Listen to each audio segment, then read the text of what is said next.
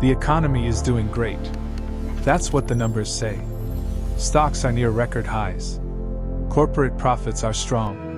GDP is growing again. Unemployment is low.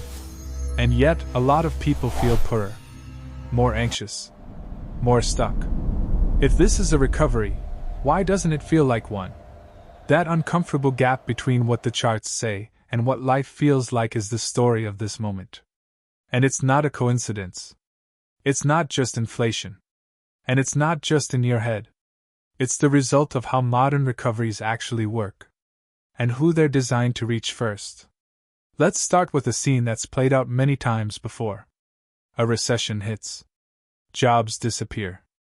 Markets crash. Fear spreads fast. Governments respond with urgency. Central banks cut rates. Trillions of dollars are injected into the system. Emergency programs are rolled out. The goal is simple: stop the bleeding. And it works.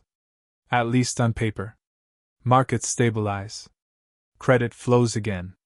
Asset prices recover. Headlines shift from collapse to comeback. This is where the story usually ends. But for most people, this is where the confusion begins. Because the recovery you see on the news is not the recovery you live inside. To understand why, we need to slow the story down and look at how money actually moves through the economy. Not in theory. In practice. When policymakers stimulate the economy, they don't drop cash evenly across society like rain. Money enters at very specific points. Banks. Financial markets. Large corporations. Asset owners. That money moves outward from there. Slowly. Unevenly. Sometimes not at all. This is the hidden timeline of recovery. The people closest to the money feel it first. Rising stock prices. Cheap credit. Higher asset values. Strong balance sheets. For everyone else, the effects arrive later. Often weaker. Sometimes distorted. This is known as the distribution effect. But you don't need a term to feel it. If you own stocks, real estate, or a business, recovery feels fast. Almost aggressive. If you rely on wages, recovery feels delayed. Conditional. Fragile. And if you're carrying debt while prices rise faster than income, recovery can feel like punishment. Here's where the math turns uncomfortable. Asset prices can rise without wages rising. Corporate profits can surge without hiring increasing.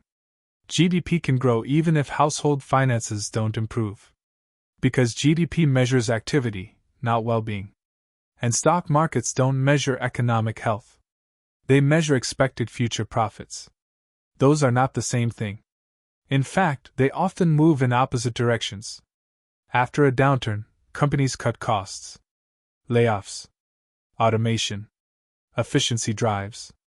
Supply chain consolidation. These moves hurt workers in the short term. But they boost margins. Which boosts stock prices.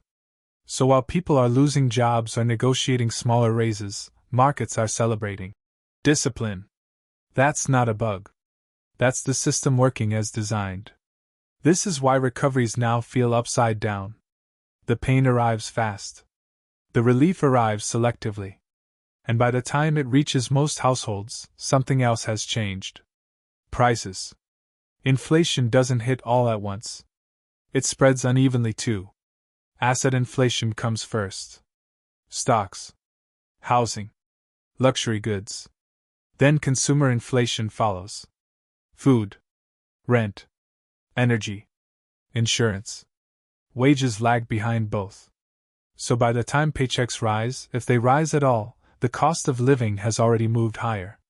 That gap is where frustration lives. And it's widening. Here's the irony.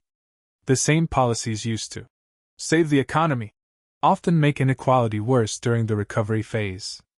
Low interest rates inflate asset values. But assets are not evenly owned. Stimulus boosts spending. But spending power depends on income and savings. Liquidity calms markets. But markets are not households. So the recovery is real. It's just uneven by design. This is where the hype and reality split completely. You're told the economy is strong. But what's really strong is balance sheets at the top. You're told jobs are back. But many are lower paying, more precarious, or require multiple gigs to replicate one old salary. You're told inflation is cooling. But rent renewals and insurance premiums don't reset downward. They lock in.